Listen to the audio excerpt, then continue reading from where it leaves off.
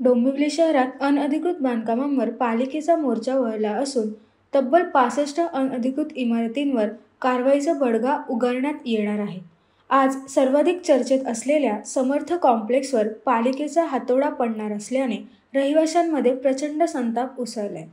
सकाळपासूनच इमारतीखाली रहिवाशांची मोठी गर्दी उसळलेली दिसली.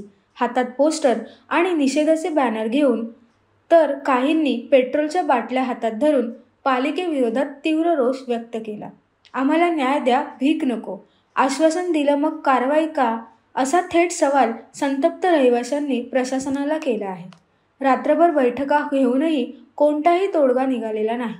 यामुळे नागरिकांमध्ये गोंधळाचे वातावरण असून कामावर न जाता पुढे काय होणार या चिंतेत लोक रस्त्यावर उतरले आहेत.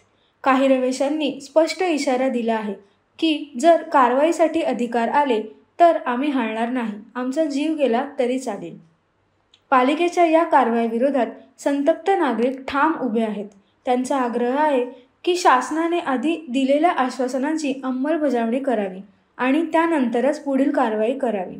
अन्यथा आम्हाला न्याय मिळेपर्यंत आंदोलन सुरू राहील, अशी भूमिका त्यांनी घेतली आहे. पेट्रोलची बॉटल घेतली, काय नेमकं झालं? सर, आता हे घर वाचवण्यासाठी आम्हाला काहीही करावं लागेल, कोणताही थळावर जावं लागेल, ते आता आम्ही करायला तयार आहे. ही पेट्रोलची बाटली यासाठी आहे की मी आता इथेच उभं राहून जर माझं घर तोडणार तुम्ही तर मी जीव देणार. माझ्याकडे दुसरा काहीच ऑप्शन राहणार नाहीये. मी हे घर सोडू शकत नाही. माझा सगळा खर्च, माझा जेवढी कमाई आतापर्यंत मी कमवली ती सगळी या घरामध्ये लावलेली. आता सगळं काय आहे, सीएम सरांनी आम्हाला आश्वासन दिलं होतं की 65 बिल्डिंग्समध्ये ह्या तुम्हाला काहीच होणार नाही, तुम्ही टेन्शन घेऊ नका.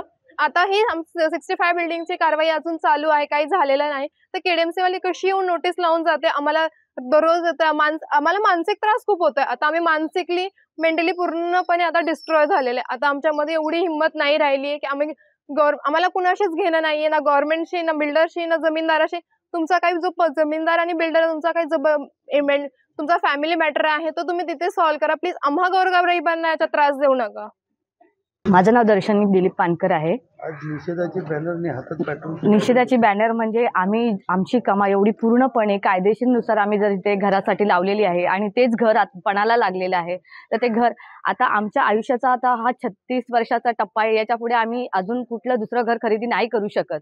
हेच घर आमच्यासाठी आम्हाला वाचवायचं आहे आणि आम्हाला न्याय मिळाला पाहिजे, एवढीच आमची प्रतिक्रिया आहे ह्याच्यावर. अगर याच्यामध्ये आम्हाला न्याय नाही मिळाला तर आम्ही हे ऑप्शनमध्ये आमच्याकडे दुसरा काहीही पर्याय नाही की आम्ही हेच ओतून आम्ही इथे जीवपणाला लावणार आहोत.